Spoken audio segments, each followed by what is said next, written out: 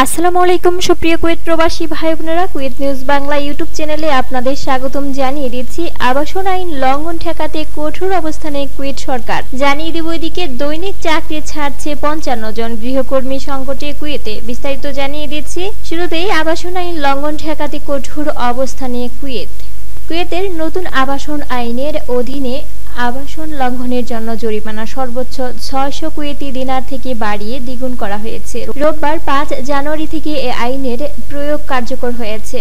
দেশটির স্বরাষ্ট্র মন্ত্রণালয়ের বরাত দিয়ে স্থানীয় গণমাধ্যম কুয়েত টাইমস সহ একাধিক স্থানীয় মিডিয়ায় এই খবর প্রকাশ করেছে। 2024 সালে আবাসন আইনের লঙ্ঘন সহ বিভিন্ন অপরাধে জড়িত থাকার অপরাধে গ্রেপ্তার হওয়া বিভিন্ন দেশের 35 প্রবাসীকে নিজ দেশে ফেরত পাঠিয়েছে।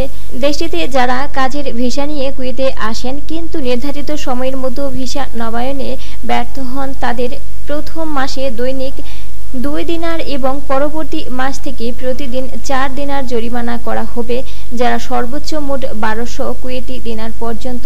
এছাড়া পারিবারিক ভিসা, ব্যবসায়িক ভিসা, ভ্রমণ ভিসা এবং একইভাবে সমস্ত ধরনের ভিজিট ভিসা লঙ্ঘনকারীদের জন্য মেয়াদের অতিরিক্ত থাকার জন্য প্রতিদিন 10 দিনার জরিমানা আগের মতোই, তবে নতুন আইনের অধীনে সর্বোচ্চ 2000 দিনার পর্যন্ত জরিমানা আসবে।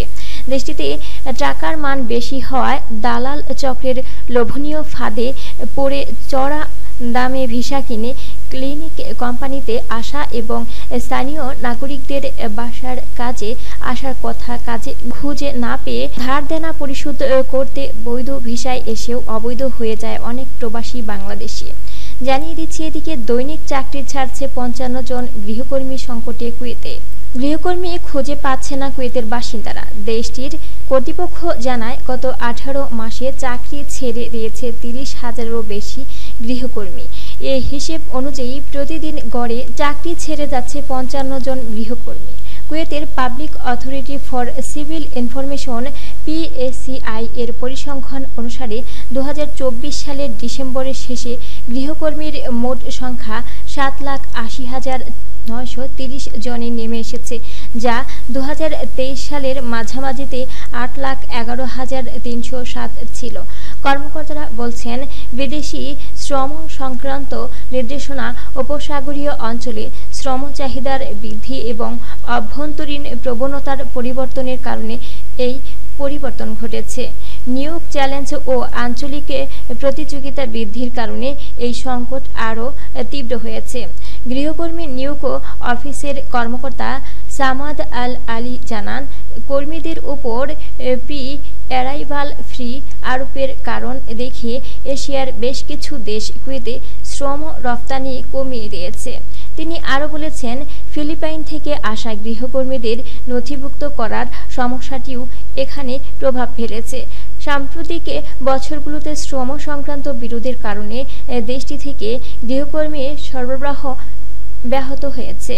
হামাদ আল আলী আর বলেন, বেশ কয়েকটি হাই প্রোফাইল অপরাধের ঘটনায় শ্রমিকদের জড়িত থাকার অভিযোগের পর বেশ কিছু কুয়েতি পরিবার গৃহকর্মীর ওপর নির্ভরতা কমিয়ে দিয়েছে।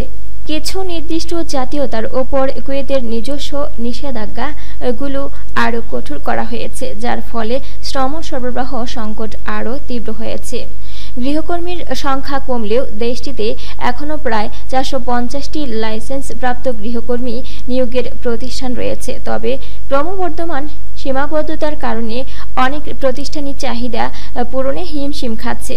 অন্যদিকে প্রতিবেশী উপসাগরীয় দেশগুলোতে চাহিদা বাড়তে থাকায় কুয়েতে গৃহকর্মী সংকট আরও তীব্র হচ্ছে, কারণ কুয়েতের গৃহকর্মীরা ভালো চাকরির সুযোগ ও উন্নত কর্মপরিবেশের কারণে অন্য দেশগুলোর দিকে ঝুঁকছে।